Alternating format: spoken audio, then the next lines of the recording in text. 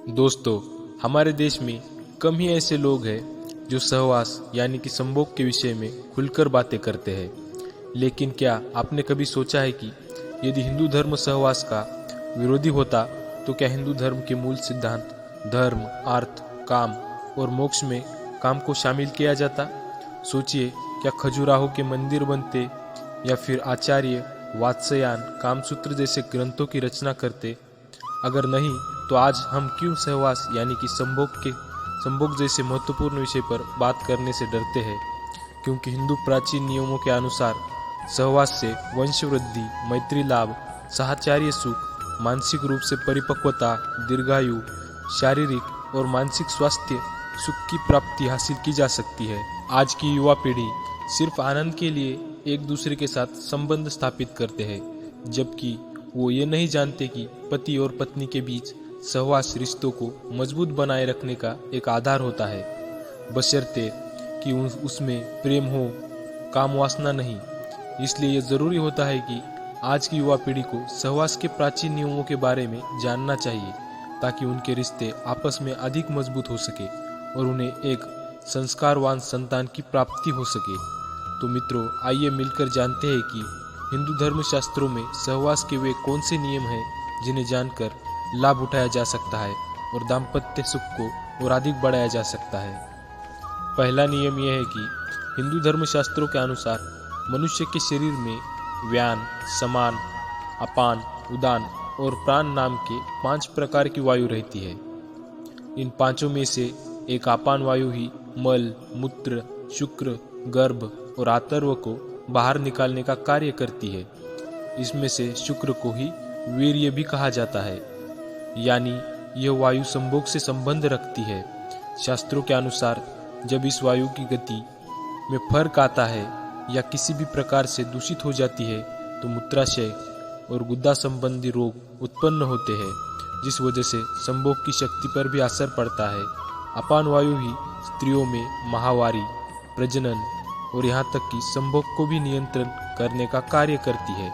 इसलिए मनुष्य को चाहिए वह अपने शरीर में इस वायु को शुद्ध और गतिशील बनाए रखने के लिए अपने उदर यानी कि पेट को साफ रखे और निश्चित समय पर ही शौचादि से निवृत्त हो। दूसरा नियम यह है कि कामसूत्र के रचयिता आचार्य वात्स्यायन का मानना है कि स्त्रियों को कामशास्त्र का ज्ञान होना बहुत जरूरी है, क्योंकि इस ज्ञान का प्रयोग पुरुषों से अधिक स्त्रियों के लिए जरूरी है। वे आगे लिखते हैं कि यदि स्त्री और पुरुष दोनों में ही इसका भरपूर ज्ञान हो तो चर्म सुख की प्राप्ति होती है। वात्स्यायन के अनुसार सभी स्त्री को विवाह से पहले पिता के घर में और विवाह के पश्चात पति की अनुमति से कामशास्त्र की शिक्षा अवश्य लेनी चाहिए। इससे दाम्पत्य जीवन में स्थिरता बनी रहती है और पति अन्य स्त्रियों की ओर आकर्षित नहीं हो पाता। इसलिए स्त्रियों को यौन क्रिया का ज्ञान होना आवश्यक है, ताकि वह काम कला में निपुण हो सके और पति को अपने प्रेम पाश में बांध कर रख सके।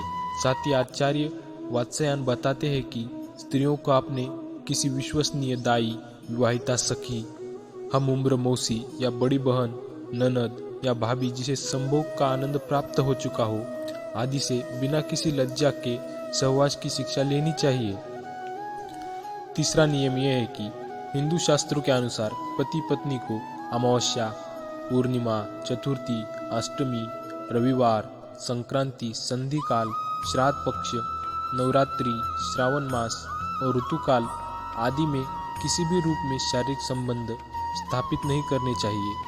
जो स्त्री पुरुष इस नियम का पालन करते हैं उनके घर में सुख, शांति, समृद्धि और आपसी प्रेम सहयोग बना रहता है, और जो ऐसा नहीं करते वो अपने घर में गृह कलह और धन की हानि और आकस्मिक घटनाओं को आमंत्रित करने का काम करता है। चौथा नियम यह है कि हमारे धर्मशास्त्रों में ये भी बताया गया है कि रात्रि का पहला प्रहर यानी कि रात के 12 बजे तक रति क्रिया के लिए सबसे उचित समय है।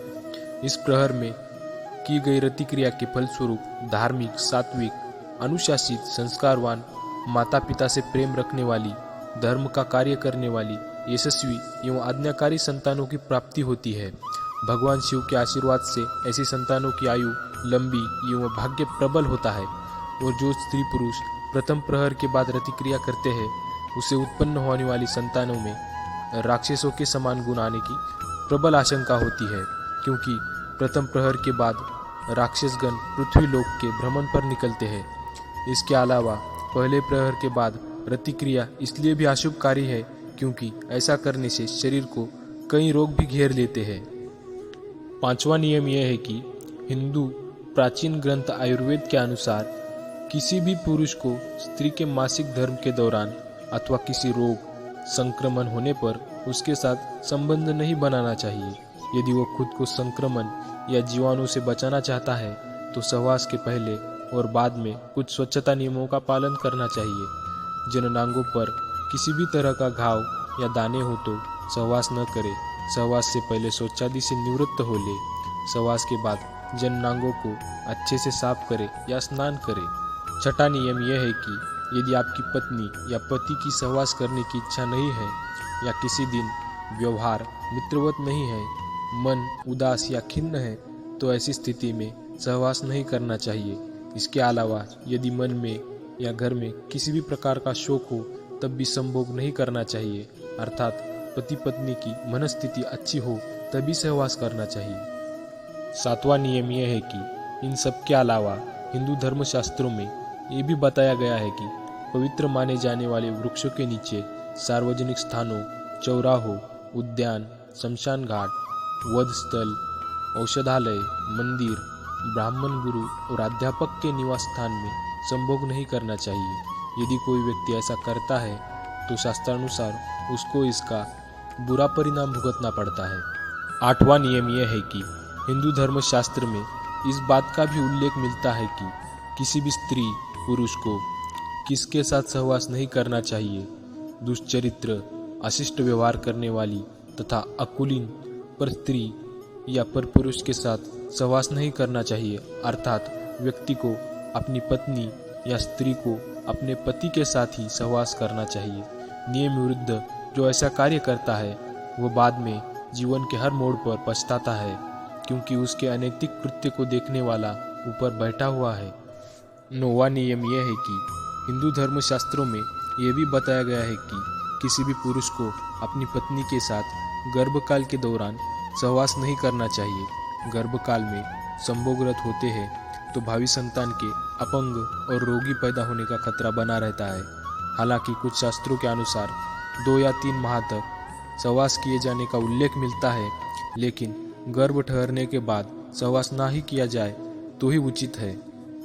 10वां नियम यह है कि इसके अलावा आचार्य वात्स्यायन द्वारा लिखी कामसूत्र में इस बात का भी वर्णन मिलता है कि मासिक धर्म शुरू होने के प्रथम 4 दिवसों में संभोग से पुरुष रुग्णता को प्राप्त होता है।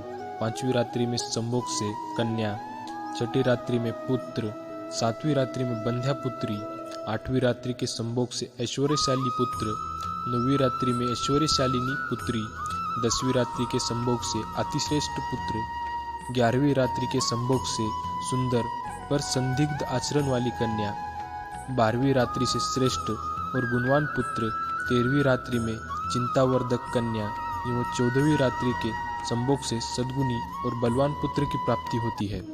15वीं रात्रि के संभोग से लक्ष्मी स्वरूपा पुत्री और 16वीं रात्रि के संभोग से गर्भधान होने पर सर्वज्ञ पुत्र संतान की प्राप्ति होती है। इसके बाद अक्सर गर्भ नहीं ठहरता।